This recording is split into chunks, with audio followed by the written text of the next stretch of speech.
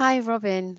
My name's Janet King. I'm the Sector Manager for Education and Early Years at NCFE, and I'm delighted today to be joined by Robin Stoneham-Coombs, the Senior Lecturer in Social Welfare, Childhood, Youth and Families, quite a title, from the University of Northampton. And Robin, please could you tell us a little bit about your career, your journey so far that's led to the work that you do at Northampton, and perhaps starting from that sort of level 3 A-level type stage. Thank you very much, Janet, and it's a real pleasure to be on this podcast today. And I just want to say hello to everyone who's listening in, and to thank you again, Janet, for this opportunity. So, as you say, Janet, Robin Sturman-Coombs, Senior Lecturer in Social Welfare. My professional background is as a social worker. But as you've said already, it would be nice to hear some of the journey that I undertook leading up to this point. So if I take myself back a few years to when I did my A levels, I picked a number of topics that I thought were quite interesting, and actually really enjoyed the content of those A levels. I did history, English, and psychology, and found them really fascinating. But my fascination in them didn't translate into the grades that I was hoping for, and actually did quite badly on my A levels. And what that did was, I think at the time, made me realise that there were other areas and other ways in which I could really start to find something that I really enjoyed doing. So I, in a way, inadvertently fell into working for the YMCA as a hostel worker within the youth work setting, and really, really enjoyed it. And during that time, I then started to pick up some fantastic Open University Level 3 courses, Janet, that really got me interested into the psychology and sociology of society and why people do what they do, or why things happen to people. And I became really curious and really interested in actually wanting to do and be a better citizen and person when I was working at the YMCA. And so at the same time as working at the YMCA, I managed to pick up some additional work working with young people who had engaged in moderately serious offending behaviours, and started doing direct one-to-one work with them. And a colleague of mine who I was working with at the time said to me, "You should do a social work degree." And my initial response was, "No chance, you won't have me back in an education institution again. I don't want to go there. I've done it. I've done."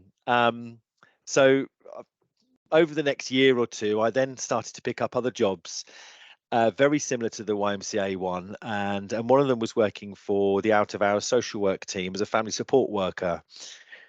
And I look back now, and it was probably one of the most enjoyable parts of my career, alongside some conflict work that I did in London. And again, when they interviewed me for this post, they said, "What are your career aspirations? Do you want to become a social worker?" And I again point blank refused and said, "No, there's no chance of me doing that degree. I'm done with education."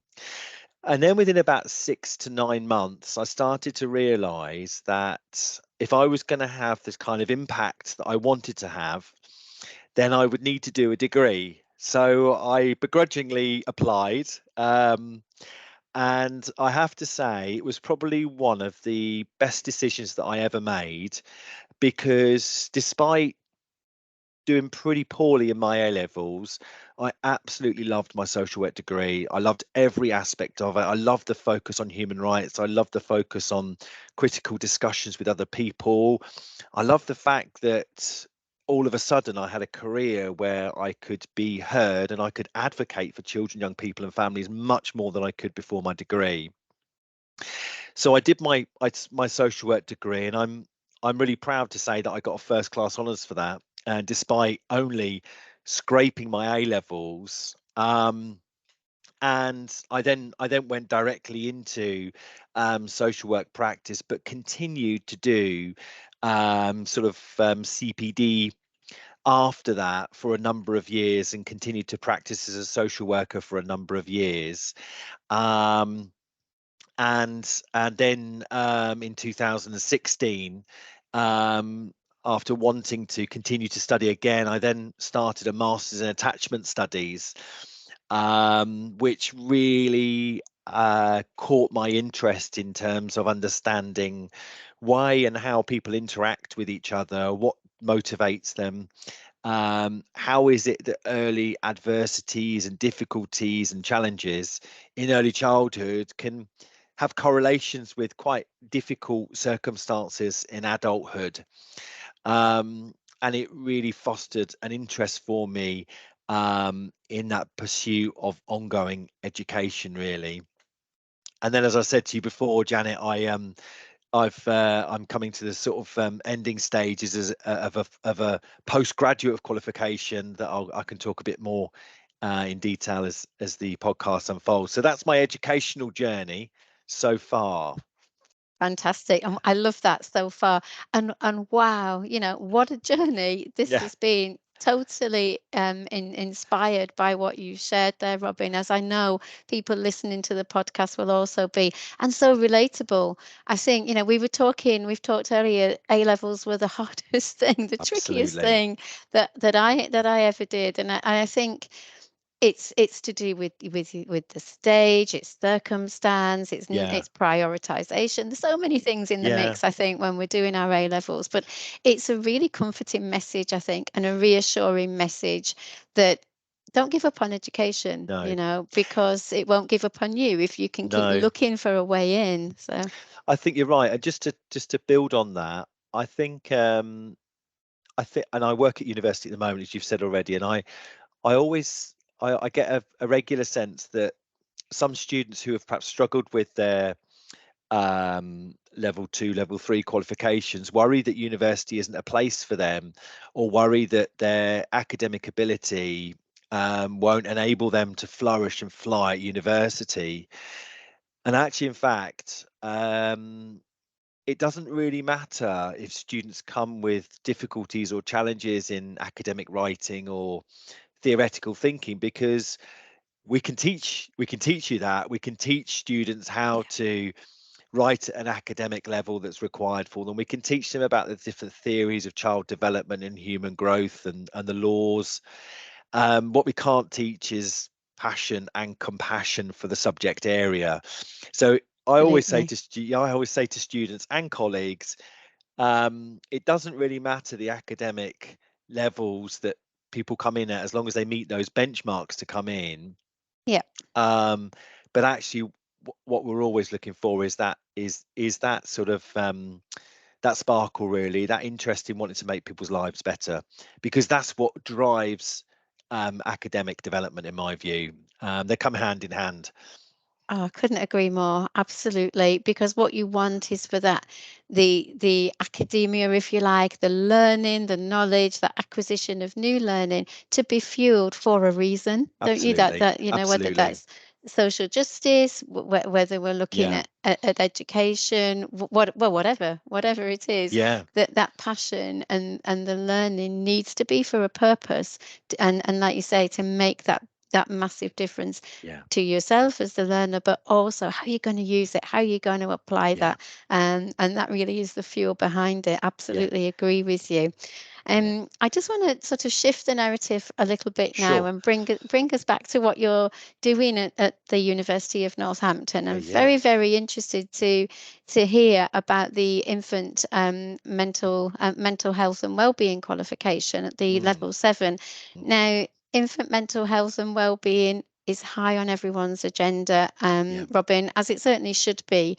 yeah, And I just wondered if you could share a little bit of information about that qualification. So, I believe it's a certificate, isn't it? So it's at level 7. So yeah, there's a degree of I suppose, entry point, maybe. I don't know if you could Sure. actually tell us a little bit about it, Of content course. and so on. That'd be great. Thank you. Yeah, wonderful. So we are really privileged to have been able to have this qualification validated, not just by our university, but also by the Association for Infant Mental Health Practitioners as well, which is a world recognized non-government organization which endorses courses with regards to infant mental health. So, Janet, you're absolutely right. It's a postgraduate certificate in infant mental health and well-being. Now it's aimed at level 7. The other thing I wanted to share with you today is we've just had approval to run it as a CPD option as well. So those students that don't want to go through the postgraduate route but actually want to do it as standalone modules, the entry requirements for those are slightly different, and they're actually less than what's required for the postgraduate certificate. So I can talk a bit more about that, and that might be useful for some of your networks and stakeholders and students Absolutely. to know about. Yes, it'd be great.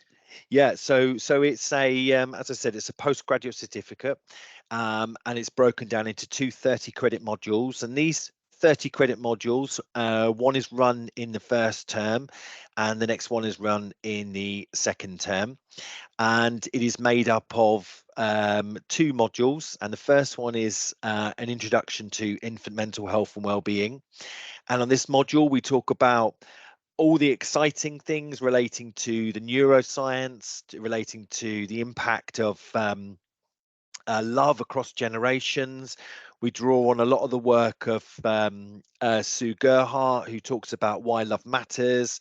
We look at things like the role of things like class and poverty and race and culture in impacting on outcomes for infants. We look at the really important role of interprofessional working on improving outcomes for infants and their families. And of course, all of this is underpinned by a really, really important policy drive at the moment from actually a number of government departments, the DFE and the Department for Health and Social Care, real push around the new family hubs that are coming online, which we are really privileged to be having them as a pilot area in Northamptonshire. And of course, we touch on important issues relating to the positionality of self as well. So when we start talking about infants, we like our students to think quite deeply about their own sort of early childhood, really, and how that then shapes how they view and interact with infants, children, young people, and their families. So that's the first module, 30 credits, done by Christmas, 2 items of assessment, and I'm sure you'll be pleased to hear it's a combination of written and presentation skills. So all of our modules combine written and spoken skills. So it allows Fantastic. students, It's good. yeah, it allows students to be able to demonstrate their expertise and their advanced knowledge in a range of different formats. So they then complete that first module, and then they move on to the second module in the second term. And the second module is much more about promoting infant mental health and well-being. So this is looking at different types of therapeutic interventions.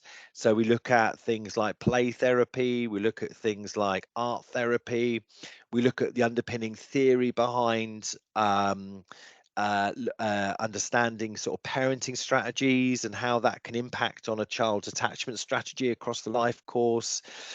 Um, and again, it's assessed on two components: a presented presentation and then a written one as well. Now, one of the great things about the postgraduate certificate in infant mental health and wellbeing is that students from across the different professions come along. So we've got midwives, we've got nurses, we've got social workers, we've got youth workers who all attend on the course, and it's delivered equally by a diverse range of professionals. So my background as a social worker, I've got Dr. Helen Simmons, whose background is education and early years. I've got Dr. Karishma, whose background is health and organizational psychology. I've got Sam Weeks, whose background is almost entirely around play therapy in a higher education and secondary education setting. So it's delivered by professionals from a range of different backgrounds, and it Sounds is, amazing. yeah, it's it's fantastic. And we're just coming to the end of our first iteration of the course itself, and to say the students that are on it are disappointed it's coming to an end is an understatement. Wow. They wish it was carrying on. Yeah. There's no greater celebration, is there?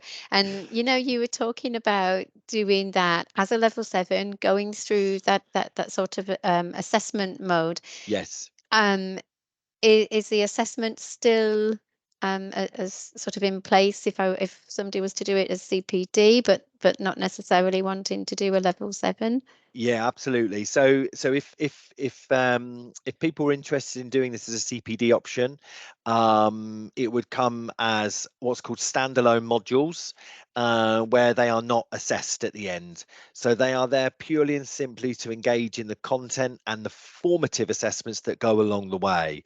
So there's no chance of not passing it. You get to the end of the standalone module, and you will get a recognition from the university that you've completed those standalone modules, but also have Brilliant.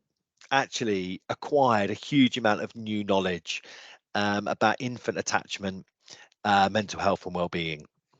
That's superb. Such an absolutely wonderful opportunity, isn't it, to get the sort of the level 7 if you're working towards a master's or whatever, or you just want to do something and try that level of study, but Yeah, also to gain new knowledge and to gain confidence at that level and just to learn from each other. I mean, there's nothing better than having that professional forum and learning in such a way.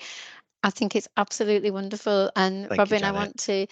I want to thank you for your time today. Thank you for sharing all of that. I will send this podcast out with a link so that people can find out a little bit more. Lovely. Is there anything you'd like to say as we sort of sum up now, Robin? For me, it's thank you very much. That's okay. And the only thing for me is if anyone is interested in finding out more, you can either come along to one of our open days and have a chat with one of us here at the university. And the first one of those is on the 19th of August and the 14th of October. Or you can just email me directly, and I'm happy to have a conversation with you. Fantastic. I'll make sure your contact details are spread far and wide, Robin. Thank you. Thank you so much. Thank you, Lovely to everybody who's listening. lovely to meet you, and thank you everyone for listening Cheers. too.